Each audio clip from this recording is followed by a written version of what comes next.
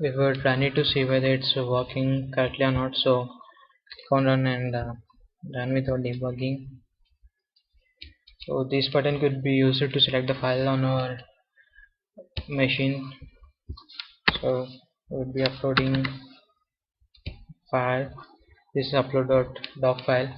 So to upload it, click on the submit button, and so it has been uploaded.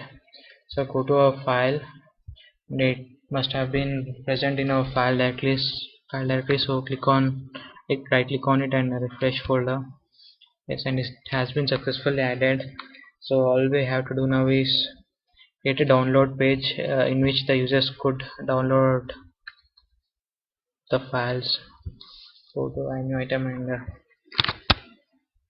this would be our download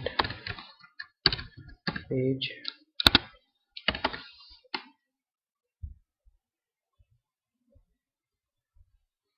So we would be displaying the name of the files in a grid view. So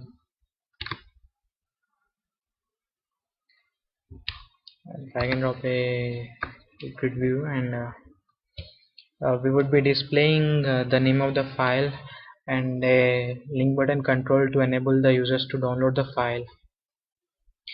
And, to display the name of the file, we would be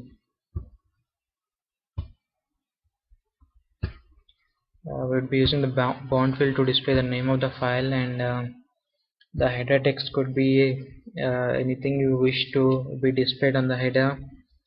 We'll give it as file name, and the data field should be the column value that we want it to be displayed, and the column value is file name for the name of the file. So click on OK, and we also need to add a template field. The template fields are used normally whenever we want to add controls to our grid view, and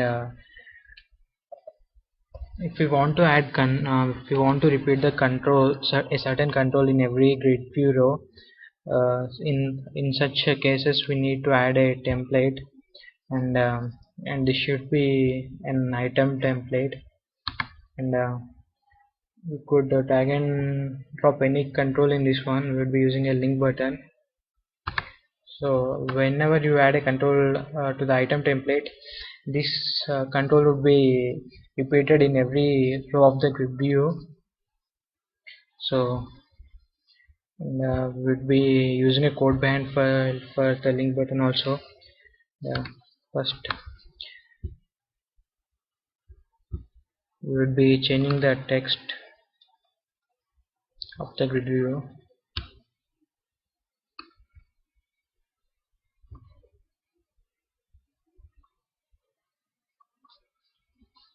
We could either display the text here, or we could use a text attribute, and I would give as the text to be downloaded as download, and so here is a text that is being displayed,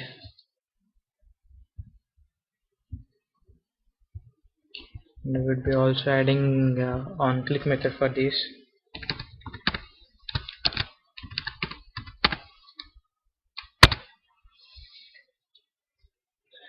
So in the code behind file, and we want it to be loaded for the first time, so we would be using an if. It's not a pushback condition. If not equal to is pushback,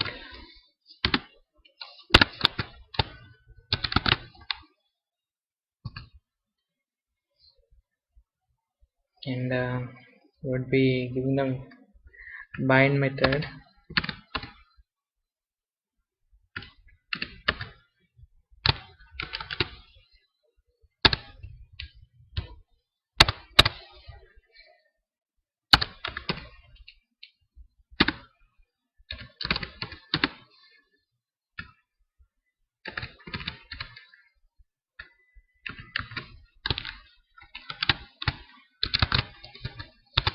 uh, in the grid view we have to display the column values, that is the name and path attributes.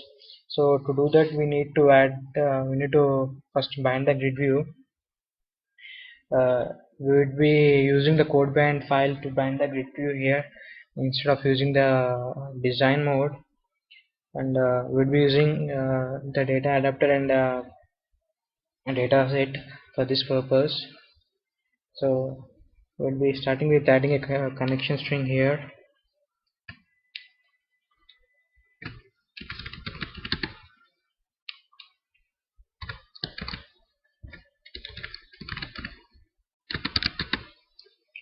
um, we would be using a configuration manager, and to use a configuration manager we need to import the system.configuration.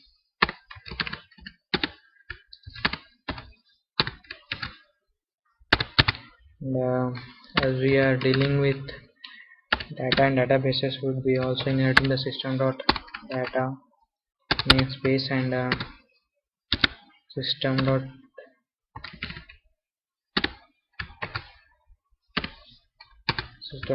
SQL namespace, SQL client namespace.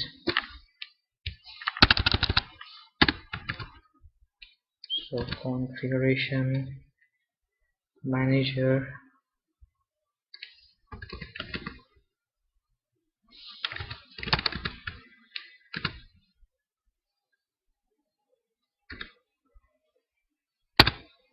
and configuration manager connection string dot connection string, and inside the braces it should be the connection string name, and that would be present in our web.config. So this is the name of our connection string, so we will be copying it and placing it here, and we will be creating a new connection for us, new SQL connection for us to use. So SQL connection is equal to com equal to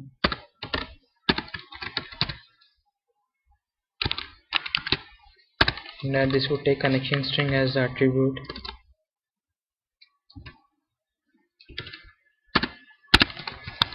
After doing that we would open the connection and utilize it to retrieve the values. Connection not open method. So here we are using data adapter and data set to do this, and before that we would be using the SQL command to retrieve the values.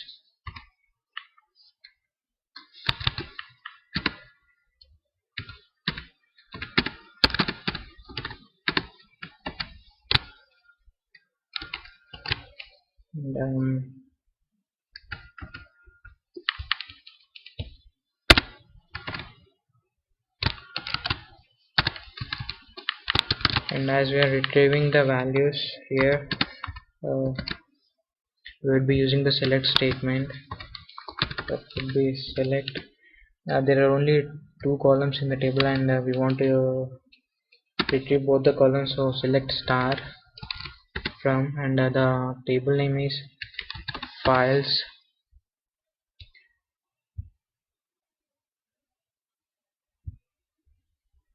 As you could see here, the table name is files, so select star from files, and